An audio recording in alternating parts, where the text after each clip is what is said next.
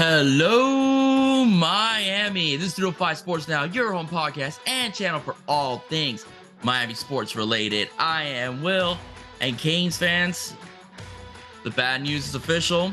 All right, Prentice Air Noland, the stud four-star quarterback out of Langston Hughes Senior High School in the lovely state of Georgia, has picked the Ohio State Buckeyes to be his future school where he will take his talents. All right. Ohio State, picked up Aaron Noland, one of the top 10 quarterbacks in the country. He will take his 55 passing touchdowns so far as a junior and his 5 rushing touchdowns, and he's going to take them over to Columbus, Ohio. Now, one of the main reasons why I believe he picked Ohio State is, number one, he loved his visit. Okay, so let's be 100% frank about this. All right, he loved his visit, and I think there's 2 reasons as well. Number one, Jeremiah Smith, all right, the nation's top receiver, and number 2, the 5th best receiver in the country, Milam Graham. All right, so both those individuals have been slated to go to Ohio State. All right, they have committed. Jeremiah committed over in December, and Milam Graham just recently committed. So I think Aaron Noland sees an opportunity to basically have monstrous numbers with these individuals, both taking out the boundaries and the edges and so on. So why as well? Well, first things foremost, also Ohio State has been in the national championship picture the last few seasons. They always usually finish around the top 4, within the respective playoff system. Ryan Day has got basically a quarterbacking machine.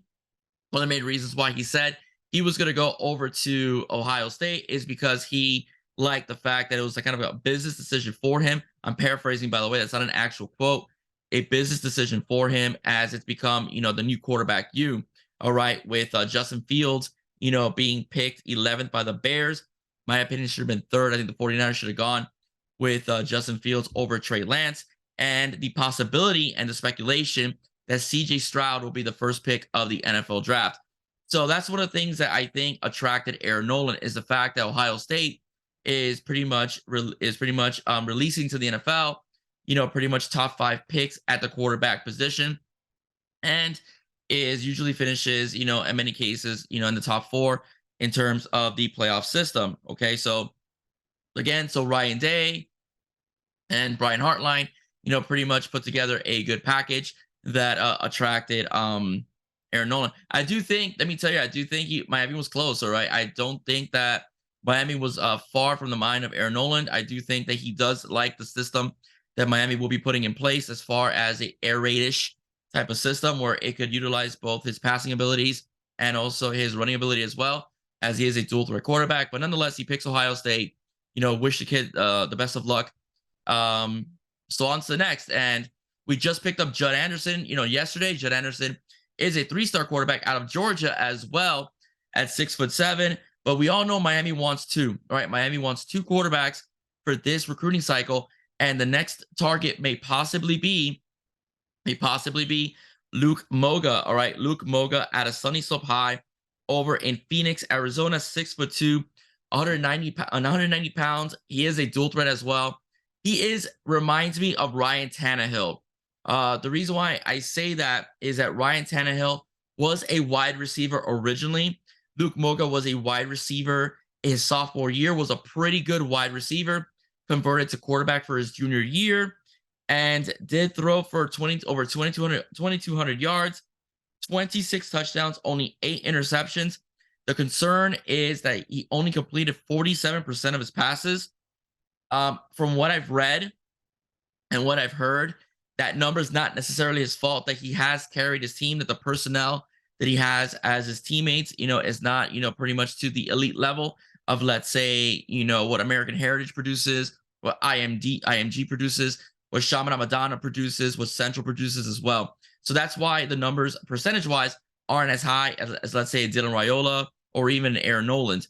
But nonetheless, Luke Moga has received a lot of offers. All right, a lot of schools are interested in the services of Moga. Schools like Cincinnati, all right, schools like TCU, or has shown interest. Michigan State has shown interest as well. So Miami has, I believe, has yet to make an offer. He has had 2 visits, to the university. So we will see, what happens in the future. But I do think, regardless, Miami is in good shape if they do want to get Luke Moga. Remember, Aaron Noland had not received an offer from Ohio State until literally this past week when he visited Columbus. All right. he had visited. They liked him. They courted him, but they hadn't made him an offer until recently. I think the same is going to happen for Luke Moga. But he seems to like Miami, right? He seemed to have a good one-on-one with Shannon Dawson. It is speculated that he is the one that leaked out the rumor that Josh Gattis was going to be fired. So he's been dealing with the Miami Hurricanes for quite a number of months already. So it's going to be interesting to see. But once again, what does Miami have to do to get these elite guys? Again, it's all about winning. Okay, it's all about winning. It's all about putting up good numbers as well. So this season is going to be very pivotal, as far as the kind of, especially on offense, the kind of players Miami attracts. All right, JoJo Trader is slated to come to the Miami Hurricanes. I like JoJo a lot. He will be a great asset for the Canes.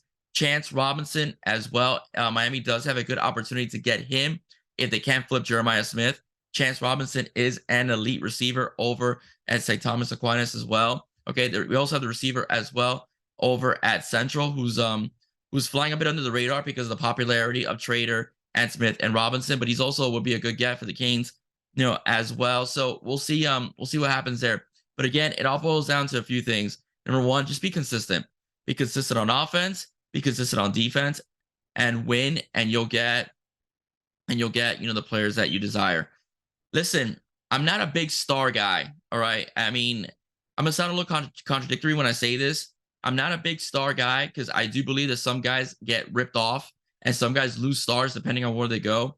And I've had some recruits, not recruits, but I've had recruiters tell me, and high school coaches tell me that the star system, a lot of occasions, it's where you go and who you know as well, how you get that 5th star. What I mean by that is that Ruben Bain, for example, there's no argument the guy should have been a 5th star.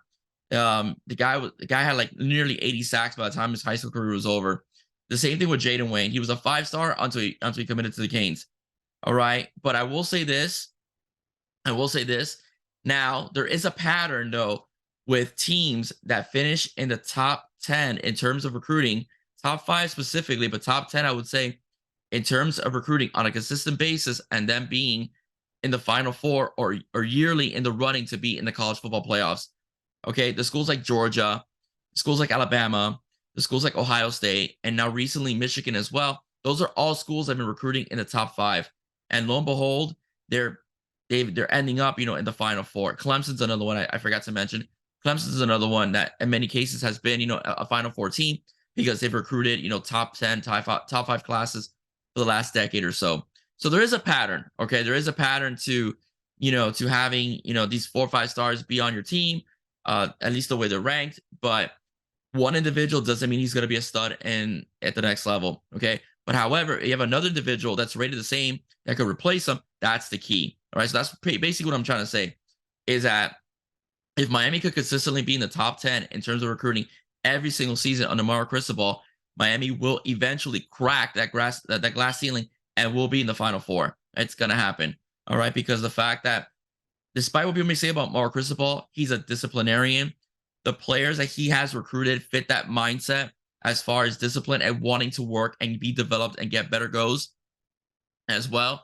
And I do think from what I've heard from reports and stuff like that, the atmosphere at Green Tree is a lot different this season, and at least this practice cycle than last practice cycle. I don't want to overhype the team. All right. I don't want to overhype the team because we overhyped the team last year because whom they had as assistant coaches. But I will say this. The wide receivers like their OC a bit better than the previous OC from what I've heard as far as reports go. And the wide receivers are not having drop issues in practice like they did last season before the season started. All right. So that is a change from what I've heard from people reporting. That was not the same last year. Last year, a lot of the receivers had a case of the drops. This past practice, it's not happening, okay? Not that they're not dropping, but it's not as chronic as it was last season. All right, ladies and gentlemen, I know I promised you a report on AJ Harrison. I just didn't want this episode to be a little too long, but stay tuned for that sometime this week. I will be giving you a report on AJ Harrison, and I will be doing a tribute to Udonis Haslam, who will be playing his last season with the Miami Heat. So stay tuned for that. Guys, if you like what you heard, please do not forget to like, share, and subscribe to 305 Sports Now. Once again, I am Will. Stay safe. God bless. See you soon. Go Canes. All about the U. Bye-bye.